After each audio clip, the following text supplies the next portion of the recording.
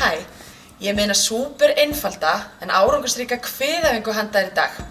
Ég viðurkenni að hún svona í erfiðari kantinum en þá einmitt þeim skemmtilegra þegar maður búinn að ná góðum tökum á henni. Einfaldari útgáfan á henni þannig að þú kemur þér fyrir í plankastöðu með svolítið gott bil á milli fóta. Þannig að ég dreg naflann inn, held líkamannum alveg stöðugum, spenni hérna, svo ætla ég rólega að tylla hönd hérna eða þú ert að dínu, út fyrir dínuna og tilbaka og svo vinstri. Án þess að hreyfa líkamann.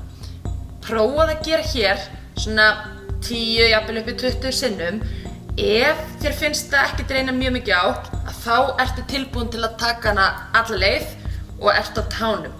Hérna þurfum við að spenna kviðuga gríðarlega vel til þess að halda líkamannum alveg stöðugum. Þannig að hún styrkir einnig bakið, ekki bara kviðugana.